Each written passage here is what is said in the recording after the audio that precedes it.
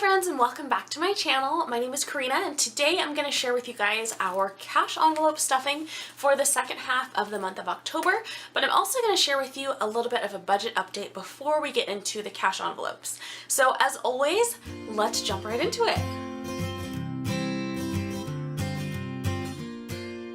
Alright friends, so to start off this video, I thought I would kind of share a budget update with you. I'm not going to go over our entire budget. I will do that at the end of the month as kind of an October recap, but there are a couple of things that have kind of happened this month already. It's only the 15th, but there are some things that have happened already and we had to adjust our budget to accommodate those things. So I wanted to share those with you because our budget recap is going to look a lot different, even just looking at our notebook and kind of what has taken place. This month you're going to be like, what does that even mean? So the first thing is that we had planned a trip to an apple orchard in our area, and we were going with our entire family. We had budgeted $150 for the trip because we planned a little bit of spending money for each person, myself, my husband, and our teenager, as well as some money for us as a family to purchase some things that we'll eat from the orchard. So we planned to go the second Saturday in October. We went as a family, like carpooled, we're caravanning down there about 20 minutes or 20 miles or so from the orchard. My parents' car broke down, so we had to, and we were with my parents in one car, and so we pulled over. We ended up just at a gas station, and so basically a big, not a big chunk, but a chunk of the money we were planning to spend that day at the orchard was spent just basically waiting for the tow truck. We'd gotten breakfast that morning, and so we were planning on buying breakfast for the day, but knowing that we then would have to make like the trip a second time, that it impacted our budget a little bit. So we did spend some money, like I said, as we were waiting for the tow truck to come. We went and like had a couple of snacks just because it had been a little while since we'd eaten anything and we were all just kind of restless and a little bit bored. So we went and bought a couple of snacks and things like that, and then came all the way back home without going to the orchard. So that was kind of a bummer. Then we did actually make the trip this past weekend, which was great. But again, we just stuck to the budget that we had originally intended on. So we came in about, not quite $30 over. We were about $25 over budget. So altogether it was about $175 for that trip. So about $25 over the budget that we were anticipating.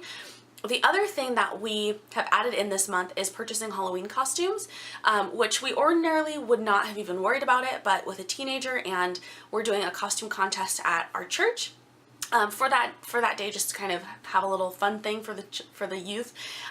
So we decided to buy costumes, and we haven't done that yet, but we do have a budget of $150 for that also, to make that happen for us. So I know costumes are super expensive. Before we started budgeting, and like back when I was buying costumes kind of like in college years and stuff like that, I remember spending like $60 to $80 a costume. Like, they were so expensive.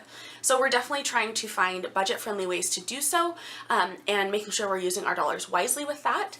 But that's another way that our budget has been impacted this month, just because it's a holiday and you have to plan for that. So the third thing, and the definitely biggest thing that has impacted our budget this month, is the fact that my husband had to get an emergency root canal. Even just saying that is like, oh my gosh. Now, luckily we do have good insurance, but we did have to come out of pocket for that cost. And so out of pocket, we are spending a little over $1,100 for that. Now, I will say this was a huge, this is really a good thing, really. He had been scheduled to go to the dentist for quite a while. We had to reschedule because of just circumstances that had come up. He wasn't able to make the original appointments. And then I forgot to reschedule him, so I finally got him back in this past week. And when he went, we anticipated he would need some work done, but we assumed like cavities and things like that could be scheduled out and that don't cost much. And again, like, our insurance is good, so we're definitely blessed with that. But when he went and the dentist was looking at his x-rays and things like that, they said, you need to get a root canal today or else you are going to be in serious trouble. And so luckily it worked out. It was totally a God thing, because the specialist who does the root canals is only there, like, I think he said once every like 3 weeks or once every 3 months or something like that, like 1 in 3 something. And so it was really, really rare for her to be there, and she actually had an opening that day or that afternoon for him to get in. So it was totally like orchestrated by the Lord, so thank goodness for that. But she said that it was really, really bad, which is why he needed to get that done immediately. She said if it had gotten any worse, he could have gotten bacteria and all this stuff.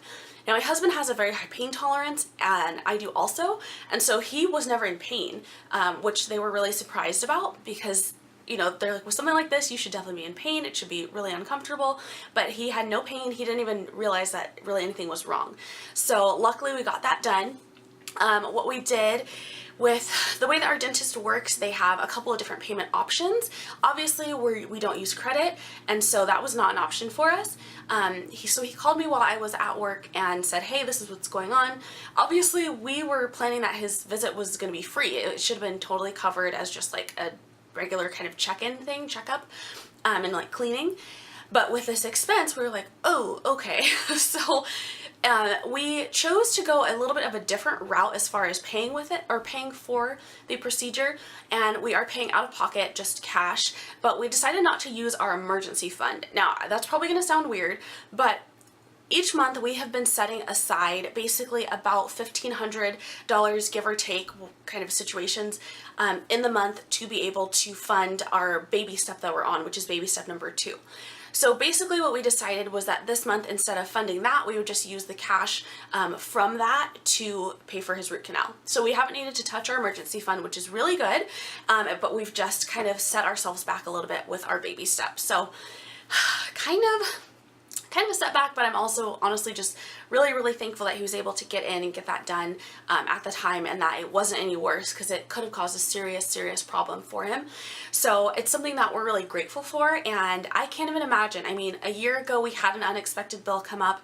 It was, I mean, less than half of the cost of this one. It was about $500, and I remember having an absolute panic attack, like just having, I don't know, I just got completely undone. Like, it was so stressful. It was really frustrating. It was scary. And so being at the place now where we're able to just say, okay, well, let's just pay for that, and it's done and it's simple, is amazing.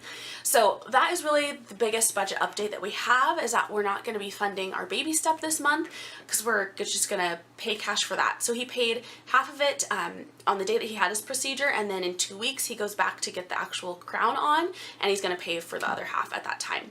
So that's our biggest update as far as our budget goes for this month so far. So let's go ahead and take a look at what we're stuffing in our cash envelopes for the second half of October.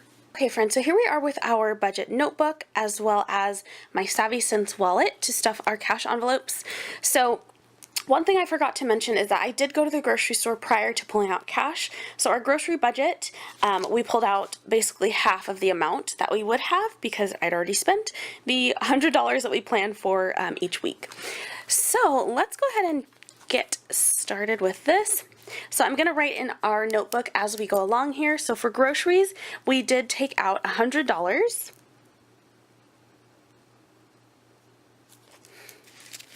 All right, so 20, 40, 60, 80, 100. It's going to go in here. And then for personal items, so for personal items, we did $20.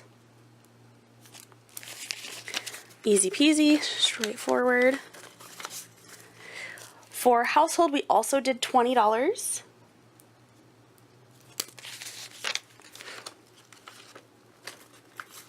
Oops.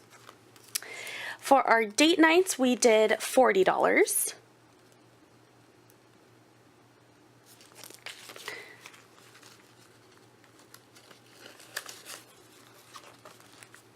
And then for pizza night, we did $20.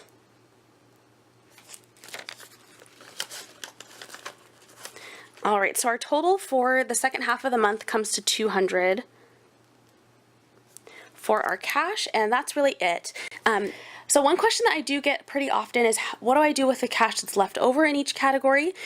In the middle of the month, I just leave it there, and I basically just use it as needed throughout the month. So it's basically just added into that specific category. At the end of the month, if there's anything left over in my cash envelopes, it gets put back into our checking account and it gets allocated to whichever baby step we're on, which is baby step number 2 right now. So that's what would happen at the end of the month. Since it's the middle of the month, that just stays in there, and this $200 just gets added in as well. So that is everything for today's video, guys. Thanks so much for watching. I would love to know what budget changes you've had to make throughout the month and how they've impacted your family. So definitely let me know in a comment below. I hope you guys are having so much success with your cash envelopes and with your baby step, and I hope you have an amazing day. Thanks, friends. Talk to you soon.